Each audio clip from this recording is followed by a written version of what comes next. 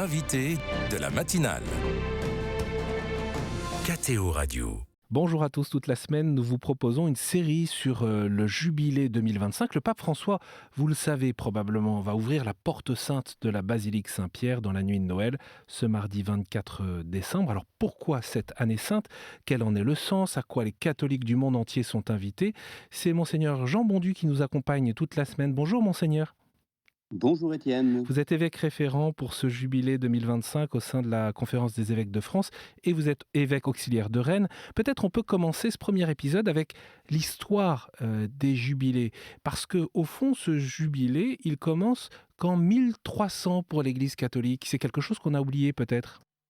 Tout à fait. C'est tout à fait singulier. On vient avec le pape François en Corse de parler de piété populaire. Certains disent que à l'origine du jubilé dans l'Église catholique, il y a la piété populaire.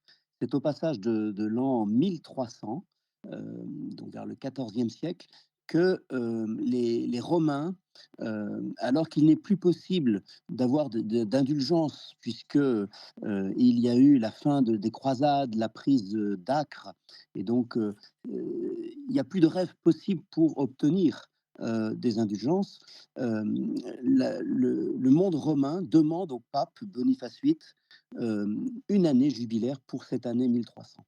Et alors que l'année est commencée, le pape n'a pas réagi, et c'est seulement au mois de février, je crois, qu'il écrit une bulle et qu'il instaure cette année jubilaire en 1300. Ce sera la première année jubilaire. Peut-être qu'on peut redire, monseigneur, parce que vous avez prononcé le terme d'indulgence, c'est Romains, c'est catholiques à Rome qui demandaient au pape l'indulgence. De quoi s'agit-il? Alors, il s'agit de la rémission des péchés et de la remise des conséquences de ces péchés.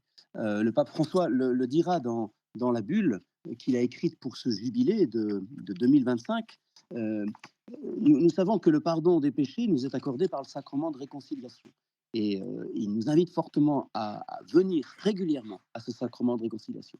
Mais il nous dit en même temps, je crois que c'est le numéro 23, voilà, je retrouve le passage, comme nous le savons par expérience personnelle, le péché laisse des traces. Il entraîne des conséquences, non seulement externes dans la mesure où il s'agit des conséquences du mal commis, mais aussi internes, dans la mesure où tout péché, même véniel, entraîne un attachement malsain aux créatures, qui a besoin de purification soit ici-bas, soit après la mort, dans l'état qu'on appelle le purgatoire. Voilà. Et donc l'indulgence vient nous libérer de ces influences néfastes qui restent en nous et des conséquences de notre péché. Et pour le coup, les fidèles catholiques romains, dans ce passage vers le XIVe siècle, ont conscience de ce besoin d'indulgence pour poursuivre leur chemin comme chrétiens. Tout à fait. Et dans la bulle qu'il va écrire, le pape Boniface VIII commence sa bulle par ces mots: « Un rapport sûr des anciens dit qu'à ceux qui arrivent à l'honorable basilique du prince des apôtres de la ville sont accordées de grandes indulgences et rémissions des péchés. » Autrement dit, Boniface VIII lie cette démarche jubilaire à la visite au tombeau des apôtres Pierre et Paul. Et nous retrouvons cette même démarche aujourd'hui. Le pape, nous en parlerons demain, invite à franchir la porte sainte.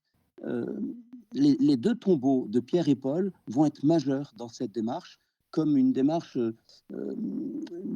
d'inscription nouvelle dans l'Église catholique, dans l'Église des apôtres, et un retour vers le Seigneur. Et vous avez cité, monseigneur, la bulle du pape Boniface VIII, Antiquorum Habet. Elle est signée effectivement, vous l'avez dit, du 22 février 1300, mais avec un effet rétroactif à la nuit de Noël qui précède. Et c'est la raison pour laquelle le pape François va ouvrir ce jubilé 2025 durant la nuit de Noël. En fait, c'est très lié depuis l'an 1300. Tout à fait. Et après, on aura une année jubilaire tous les 50 ans, puis certains demanderont, parce qu'il s'agit d'une génération qui ne pourra pas connaître le jubilé 50 ans après, et on demandera tous les 25 ans, etc. etc. Et donc, oui, il y a une inscription dans le temps de l'incarnation du Fils de Dieu, et donc de l'anniversaire de cette incarnation, pour que nous prenions mémoire de cet événement. Peut-être que certains qui nous écoutent avaient en tête que le terme de jubilé venait de la tradition juive, avec ce terme de jubilé et diobel. Et là, vous nous dites, c'est au XIVe siècle. Alors, c'est quoi Oui, le rapport de cette démarche jubilaire avec la tradition juive? Quelles sont ses racines juives? alors la tradition juive se réfère au livre du Lévitique, chapitre 25. Hem Et pour moi, donc il s'agit de se poser tous les 50 ans. Le livre du Lévitique invite les Juifs à faire mémoire de ce qu'ils ont vécu, à se poser. C'est presque à l'image du sabbat, hebdomadaire, un sabbat, annuel, alors tous les 7 fois 7, 49 années, voilà. Et donc, la 50e année, il y a une invitation à se reposer, à laisser reposer la terre et puis à retrouver les propriétés telles qu'elles avaient été distribuées à l'origine et en même temps à prendre soin de ceux qui nous entourent, qui sont endettés, qui sont orphelins, veufs, euh, qui sont migrants. Voilà, il y a une invitation à de nouvelles relations, que ce soit par rapport à l'environnement, que ce soit par rapport à nos frères et par rapport à soi-même, puisqu'il est demandé de prendre soin de soi. Oui, les Alors, esclaves sont affranchis, les dettes sont remises. C'est ce que voilà, dit très concrètement le Lévitique. tout à fait. Alors que dans le premier sabbat, finalement, nous sommes invités à contempler la création de Dieu, il y a dans ce sabbat jubilaire, il y a une invitation à faire mémoire du salut que Dieu nous accorde à travers l'histoire. Et donc, c'est pour nous un enracinement spirituel qui est important aujourd'hui. Depuis le dernier jubilé, alors le dernier jubilé ordinaire, on pourrait dire que c'est l'an 2000, même s'il fut extraordinaire parce que c'était l'année 2000, 2000 ans après la naissance du Christ. Mais de quoi pouvons-nous faire mémoire comme œuvre de salut de Dieu dans notre vie? Et là, nous pouvons louer le Seigneur avec toutes les œuvres que nous opérerons envers nos prochains, pour qu'ils entrent dans cette démarche de fête, pour qu'ils ne soient pas laissés de côté, laissés en marge, qu'ils ne soient pas exclus de cette dimension festive. Euh, Nous pouvons à ce moment-là célébrer le jubilé. Il y a, vous l'avez dit, les jubilés ordinaires tous les 25 ans et les jubilés extraordinaires qui peuvent être décidés par le pape pour consacrer une année particulière. Et on va en parler. Mais cela fait qu'il y a eu 27 jubilés dans l'histoire de l'Église catholique depuis l'an 1300. Finalement, c'est pas tant que ça jusqu'à aujourd'hui. Non, puisque l'histoire a été bousculée par des événements.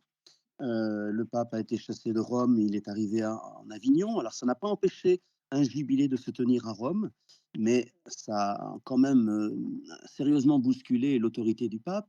Il y a eu d'autres événements de l'histoire dans la querelle entre Rome et la France, entre des guerres, des réformes, etc. Et donc il y a eu Napoléon qui est passé par là. Enfin, les jubilés n'ont pas pu se tenir tous les 25 ans, absolument.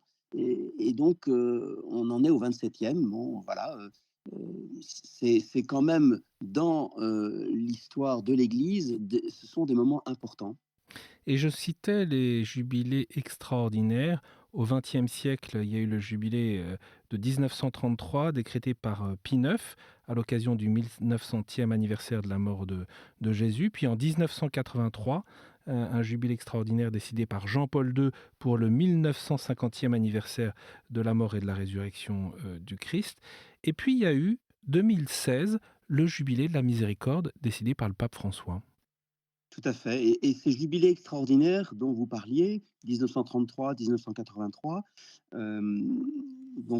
qui célèbrent la mort et la résurrection du Christ, ce sont les premiers à le faire. Précédemment, il n'était question que de l'incarnation du Fils de Dieu. Et il y a un événement majeur. Et nous allons retrouver un jubilé extraordinaire. Le pape François l'a déjà annoncé dans la bulle de cette année jubilaire, en 2033, où nous fêterons là les 2000 ans de la mort et de la résurrection du Christ. Euh, donc on s'enracine à la fois dans la naissance de Dieu parmi nous comme hommes et à la fois dans l'événement pascal par lequel nous obtenons le salut.